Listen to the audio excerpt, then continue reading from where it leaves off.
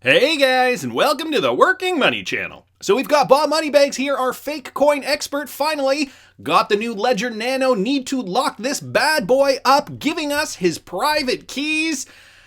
Or did he? For those of you guys not familiar with the Nano, maybe this might be a good lesson. For some of us who have been in this space for a while, I know I've seen this joke before. Liberty Mutual saying, I hope these aren't your real keys. If they are, I believe you can reset them. I don't recall, but not wise to share size of one's bags or keys.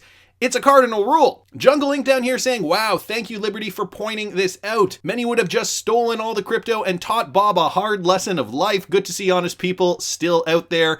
And of course, some people down here getting the joke. 589 Society down here, and XRP Kingland down here. Reacting with a couple of gifts, Green Eggs and Sam down here. Good job, Bob. You figured this all out. Bob Moneybags responds, thanks, Sam. So, yeah, this is what your private keys will look like if you do get a Ledger Nano S or X. Guys, I do have an affiliate link in the description if you still don't have one and you want one. That said, though, I will be giving away two Ledger Nanos, an S and an X, and as you guys can see, my subscriber count is now at 60,738. I've been doing this channel for a while, and I'm always super excited when I get new subscribers. Now, I know some of you guys come around, watch the videos, and are not subscribed to the channel, so one of the prerequisites is that you will have to subscribe to the channel in order to win the Ledger Nano. In the past, I've given potential candidates about a month, and what we do is we usually try to reach a certain subscriber count by that day. I think I'm going to get a little bit bolder this time because I've got two Ledger Nanos I want to give away. The market is heating up. So I want to see if we can get to 70,000 subscribers by the end of March. March 31st, 2021. We need to hit 70,000 subscribers. And guys, I'm giving away to two lucky people, a Ledger Nano S and a Ledger Nano X. I will let you guys know some more details about that as the time comes, but right now we're going to look at the crypto market. This is Bitcoin, guys, on the daily. Bitcoin trading at about 46,700, and you know what? Still not letting up on the daily. This trend looking very strong. Overnight, XRP took a bit of a dip. I'm not going to lie, it did take a bit of a dip, but just correcting with the rest of the market. Ultimately, a very strong trend upward for XRP. You guys can see here last night, XRP did top out in and around 64 cents, 64.2, at least on this exchange, and it did decline by about 17% before rebounding back up, now trading at about 59 cents. So we are going to see these deeper cuts as the days go on in the crypto space. Are we bullish? Are we bearish? Are we nearing the top? These are all questions a lot of you guys, especially if you're new to the space, have to ask yourself, because you don't want to be left assuming the crypto market is going to be rallying further when we are at the top and it does decide it's going to crash. So where are we now? How do we gauge this thing? And are altcoins really on the move? How do we know when the altcoin season is going to happen? There are a few things we need to take into account. And so right before I started recording, Tyler Winklevoss just tweeted this out. Buy Bitcoin is trending. Hashtag buy Bitcoin on Twitter is indeed trending. And he just tweeted this out minutes ago. And I saw this tweet right after Mark Phillips posted this on Twitter, knowing that in the information age, the madness of crowds dictates the public perception. It is any wonder why Bitcoin is trading at $46,000. So I got to thank Mark Phillips for posting this. Basically, this article is stating most people are buying Bitcoin because they want to get rich. They just won't admit it, and I'm sure that that is a lot of you guys too.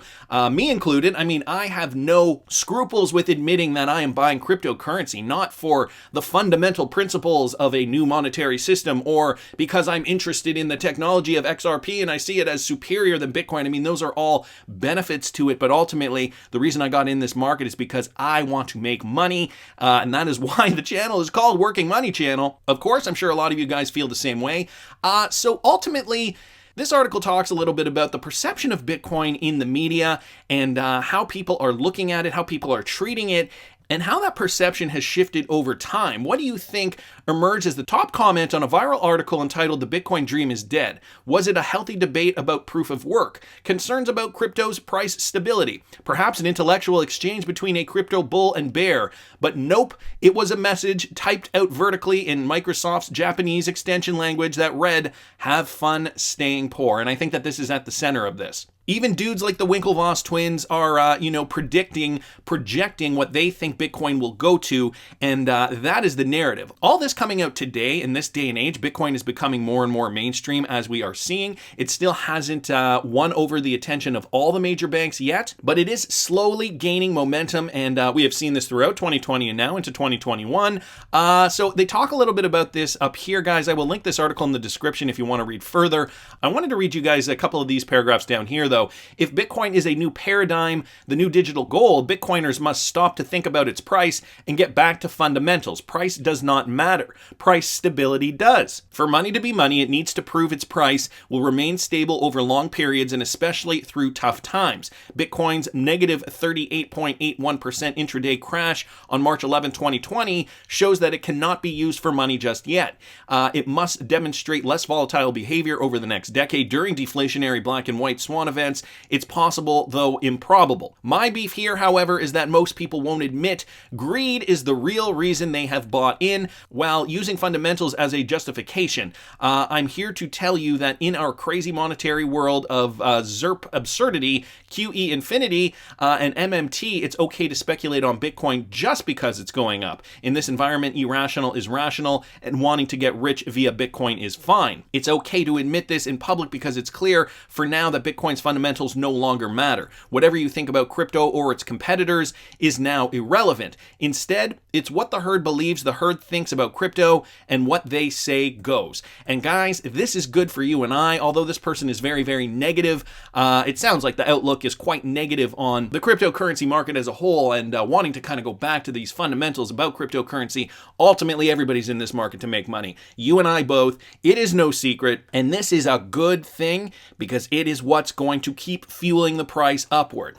So we talk about Bitcoin, we talk about that narrative there. Financial institutions are also jumping on board, as I mentioned earlier. Guys, this is from Michael at Val5 Links. As the cryptocurrency market capitalization almost tops $1.5 trillion US, U.S. banks are feeling the pressure from within Wall Street to accept Bitcoin and other digital assets as legitimate. So we've talked a little bit about some banks and institutions that have already accepted Bitcoin, although not everybody is on board just yet. So according to CNBC, JP Morgan's co-president Daniel Pinto, through a Zoom call, noted that he is open-minded when it comes to Bitcoin and the entire crypto industry. If over time an asset class develops that is going to be used by different asset managers and investors, we will have to be involved, Pinto told CNBC. The demand isn't there yet, but I'm sure it will be at some point. So JP Morgan not really seeing that demand just yet. Of course, I'm sure a lot of their clients are likely very old traditional types of investors, so probably not catering too much to millennials or Gen Z at this moment in time, but they will see that shift, and I know many of the other big banks in the US have also already seen that shift and are already jumping on board. JP Morgan has been closely watching Bitcoin, whereby its analysts have a price target of 146,000 in the long term. So despite the fact that the co-president is saying, it's something that we are eyeing and monitoring, and we're not really involved at this moment in time because the demand isn't there, they are still eyeing a price target of 146,000 for the long term for Bitcoin. This article goes on to talk about Christine Lagarde, the European Central Bank president, and how central banks will not hold Bitcoin. She says it's very unlikely that central banks will hold Bitcoin in the near future. According to Lagarde, central banks are working towards stable CBDCs. So I did a video a few days ago talking about that. So there is this interesting dichotomy in this market with regards to cryptocurrency. There is money to be made, and yet, some of these quote unquote legitimate agencies are not taking it as seriously as maybe they should. That said, though, their counterparts are, and people are going to get very, very rich investing in Bitcoin and other cryptocurrencies. Now, the other thing we have to remember is in a bull market, there are cycles within the bigger cycle. Bitcoin rallies, then altcoins rally. This is this whole idea of this alt season. Kevin Cage here posted this on Twitter. Where do you guys think we are here in the mix? This from Davis at BASEDKARBON here on Twitter. So I'm going to show you this chart here. The investor cycle, so smart money comes in right at the beginning, the stealth phase. Of course, institutional investors get in a little bit later once there has been a little bit of research. All right, but this is still really early on in the cycle. Then the first sell-off happens. media attention begins, enthusiasm occurs, and this is the mania phase. And so this person here, this person who originally tweeted this out, Davis, he's assuming that we are in the enthusiasm phase. Now the public gets a hold of the crypto asset, and in this case we're talking about Bitcoin and maybe other cryptocurrencies. The public takes hold of it, greed kicks in, delusion, a new paradigm. So suggesting that we are still, yes, although we have rallied a little bit, we are still a ways away from the top, and eventually we will reach a top, guys. It is going to be very, very difficult to figure that out when that's going to be, but we will reach a top, and things will come crashing down. And, you know, this is kind of where we have to figure out what our plan is, where we're cashing out, especially if you're heavily loaded in altcoins and not so much in Bitcoin, because alt season, some are suggesting that we're already in alt season, while others are suggesting that we haven't even seen the lion's share of what alt season can do just yet. And this is where my opinion lies as well. So this is a great chart. I saw this from Vustin here on Twitter. Observe Bitcoin dominance. And yes, this is very important to understand, because Bitcoin dominance is going to be one of these indicators that we have to analyze in order to really get a sense of where the crypto market is going with Bitcoin in comparison to altcoins. So this is the Bitcoin dominance chart, guys. Every so often when I do a video, I bring up the coin market cap up here. I talk a little bit about the cryptocurrencies, where all the coins are ranked, so on and so forth. I talk a little bit about price. I talk about the entire market cap of the market, and I talk about Bitcoin dominance. And when I say Bitcoin dominance is holding in the 60s, we have seen Bitcoin dominance in the 60s for a while. But here's a chart representing Bitcoin dominance, and as you guys can see, when Bitcoin dominance is higher, it means it is doing better compared to the rest of the crypto market. We saw that over here, okay, back in September 2019, Bitcoin was at its high compared to other altcoins. And we also saw it here in January 2021, when Bitcoin really kind of took off and made new all-time highs. Now, conversely, what happened over here? This was the sell-off, people taking profits out of Bitcoin, pumping them into altcoins. That is denoted down here. So altcoins really took off compared to Bitcoin. And as the frenzy eventually wore off throughout 2018, this is the beginning of 2018, by the way, so the end of 2017, the end of the Bitcoin bull run, then everything kind of cooled down and Bitcoin dominance took hold once again. So Bitcoin rallies, people take profits out of Bitcoin, they pump them into altcoins, then altcoins rally, people take their profits out of altcoins, the market dumps, and we basically reset. That is what this bear market signifies here, a reset, and then Bitcoin gained its dominance again, right back up here at around 73% as of September 2019, regained that dominance of about 73% back in January 2021, and now we're seeing it come back down. If we look at this chart, though, we can see interesting patterns in here, and this is partially why I think the altcoin market is really about to take off very, very soon. Has it yet? Well, yes and no. Partially it has, but I still do think there are lots of gains to be had. First of all, let's look at this pattern here. This is a head and shoulders,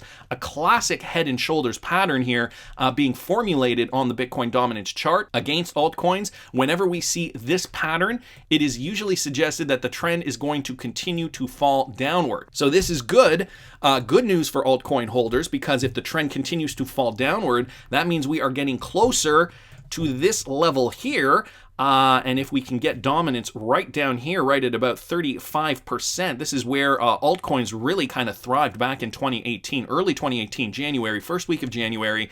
That is when everybody takes their money out of Bitcoin, pumps them into altcoins, and this is where altcoins really thrive. So it's looking as though the trend is going to continue downward. Now, in the meantime, I don't know what's going to happen in here. I mean, we might see an interesting pattern formulate as we did in the past. I just drew a bunch of garbage on there. I'm not sure what's going to happen, because the other thing is we're assuming Bitcoin is going to continue to rally in price. So as the pressure for Bitcoin continues to move upward, altcoins are also going to continue to rally. And so maybe the dominance is going to stay intact for a little while longer until Bitcoin really hits that top end of its target, whether that's 75,000, 80,000, 100,000, 200,000. There are many targets out there. We kind of have to keep a gauge on the market, make sure we understand what's going on to kind of of understand the whole picture so that we can take profits wisely. I also saw this from XRPARTISAN here on Twitter. It's about to get crazy in the alts. Retweeting out Crypto Bull God's tweet here. Subscribers to my channel know what this means.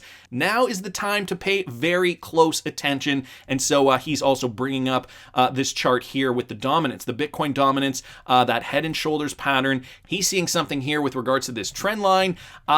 Is it this trend line here? Let's see if we can figure out what he's talking about, because he's only letting his Patreon subscribers know what that is. What I think is he's looking at this trend line here, and it's looking like we are almost getting below that trend line, and so that could mean real significant movement for altcoins. More money will be pumped into altcoins, and that's great for you and I, guys, because when we look at the crypto market, total to market cap here, we can see that since March, since that crash in mid-March, altcoins have actually rallied about 1,400%, 1,460%. This is the total to market cap for altcoins. Meanwhile, XRP still very, very undervalued in comparison. XRP, although it has had a great week, only up 428% compared to the 1,400%, so 1,000% under the entire total to market cap, the altcoin markets. XRP still hasn't reached its all-time high, whereas, you know, cryptocurrencies like Cardano are almost there. Cardano reached almost $1 per ADA just yesterday. Here, let me put this,